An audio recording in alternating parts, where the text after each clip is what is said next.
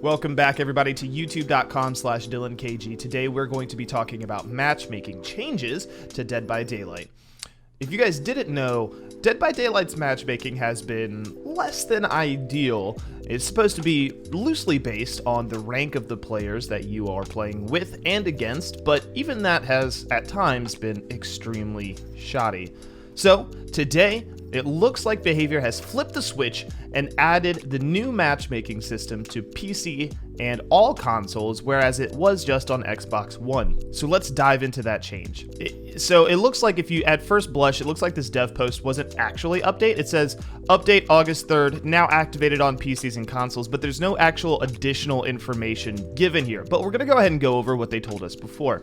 So basically what this happens is they are no longer allowing killers to switch their character while searching for a match, or once in a lobby, which excludes custom matches. This will allow the matchmaking system to track player skill with each killer individually and match them against more appropriately skilled opponents based on their killer selection. We saw that with the most recent patch to Billy and Bubba. The matchmaking lock came in recently. So we know that it's going to lock you in, and it's going to take the skill of the killer you're playing against and rank the survivors against it. What does that really mean? The most obvious thing you will see when the new system is active is that there will be a greater variation of ranks in a single match. Rank 1s playing rank 20s, it's possible. Don't panic when you see this, as ranks are not a true indicator of a player's skill and are no longer used for matchmaking. Additionally, this system comes with a revamped algorithm for matchmaking as a whole.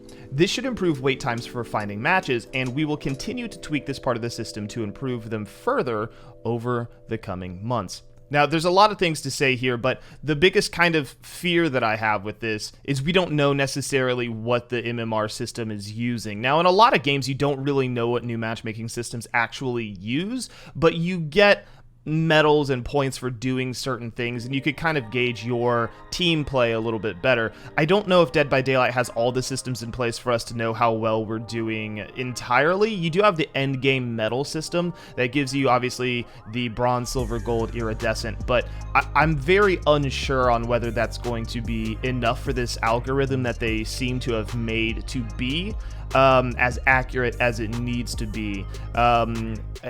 It's going to be interesting. We're going to see. They said, why replace ranks? Ranks are not a great way of figuring out how good a player is at the game, because it primarily focuses on how often you play and not how skilled you are when you play. Based on our matchmaking studies, there are a great deal of low-ranked players, 15 to 20, who can easily play just as well as high-ranked players, 1 through 5, but they simply don't play enough games in a month to increase their rank before the reset on the 13th. And as an inverse, there are rank 1 through 5 players who perform at levels more typical of lower ranks, but they play so many games that their rank is higher than expected, and this results in unpredictable games. All 5 players may have the exact same rank, but wildly different skill levels in practice, making matches unbalanced. So the problem I kind of have with some of this, and I want to talk about this very, very briefly in this video, hopefully you guys are still hanging around.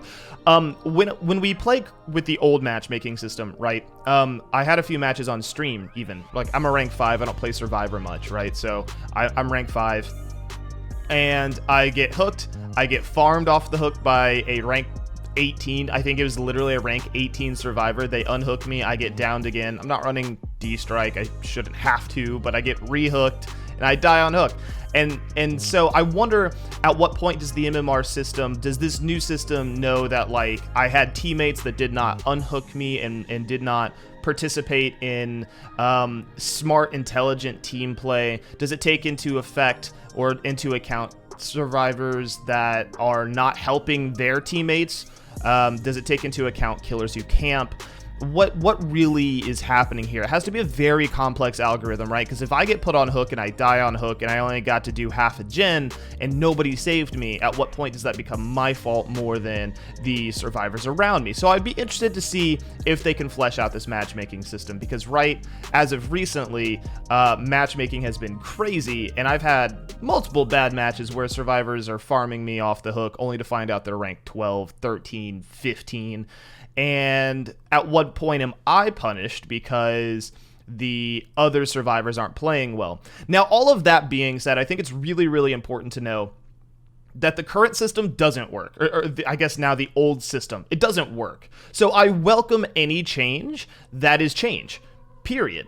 Any changes that come through the new matchmaking system is welcome if it improves the experience, because the existing thing did not work well at all, and I found myself infinitely frustrated with the ranking system and with playing Survivor at all recently. So I'm interested to see if this makes it better, and if not, at least this is a basis to continue improving and adding things to this algorithm potentially. So now, they go on to say, how are ratings better? The new rating system is focused on measuring a player's skill and predicting how well they perform against a given opponent. This way, we can build matches that are more objectively fair for everyone in the game. We've analyzed over 3 million games at their last count, which was a while ago, during our test, and the matchmaking system is proving to be extremely accurate at predicting the outcomes of matches. So that's possible. It's definitely possible, right? If they go like, okay, everybody on this team has like a fair level of altruism, everybody on this team does like decent gen work, everybody on this team does this killer's really good at 4King, so this should be a good matchup.